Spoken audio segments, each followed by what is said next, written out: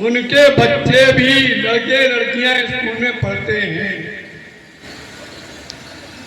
लेकिन वो नहीं समझ पाते कि इसका परिणाम हमारी जनरेशन पर क्या पड़ेगा।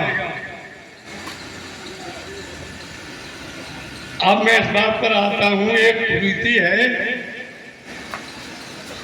कि जानते हुए भी लोग नहीं मानते हैं, भले ही उनके प्राण चले जाएं, लेकिन वो पीछे नहीं हटेंगे।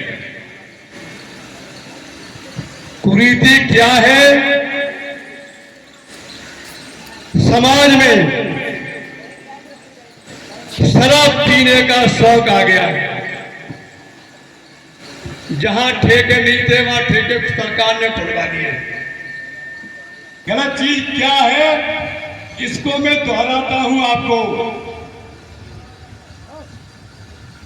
शराब बनाने वाला, बेचने वाला कोई व्यक्ति था, ये तो वही जानते होंगे कि कैसे बनती है, तैयार कैसे होती है। तो कोई व्यक्ति अपने गांव में शराब बनाने की भट्टी चला रहा था। उसके पास जितना ईंधन था वो सब ईंधन फूक गया, लेकिन भट्टी ताव पे नहीं आई। आगे उसने ये सोचा कि चलो जंगल में चलते हैं, बहुत से वृक्ष होंगे, उन पर से ईंधन तोड़ करके भट्टी चलाएंगे। आगे वो जंगल में जाता है, अपना सामान साथ ले जाता है, कढ़ाई भी होती है। अब वहां जाकर के उसने एक बरगद के पेड़ के नीचे अपनी भट्टी लगा दी।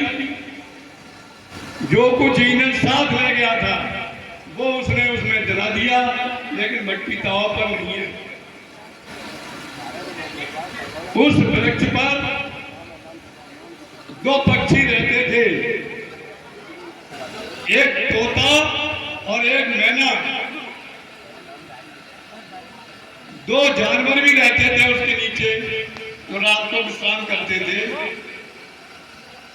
एक शेर और एक सुअर। अब साहब उसने क्या किया है कि उस पेड़ से गुर्जी काटे और भट्टी में लगाए। पूरा वृक्ष काट के उसने लगा दिया, लेकिन भट्टी पूरे दांव पर नहीं आई। अंततः उसने ये सोचा कि जब ये वृक्ष ही नष्ट हो रहा है, शाम हुई तो शाम को सबसे पहले मैना आई वहां पर।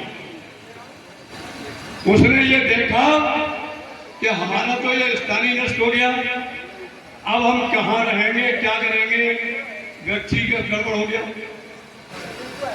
मैना ने देखा, अरे क्यों गड़बड़ हुआ है ये? कढ़ाई की तरफ उसकी नजर गई, अरे कि ये भट्टी चली है, जब हमारा वृक्ष ही चला गया तो हमारा जीवन ही व्यर्थ है। मैना उसमें कूद गई। भट्टी चली रही थी। उसके बाद तोता आता है।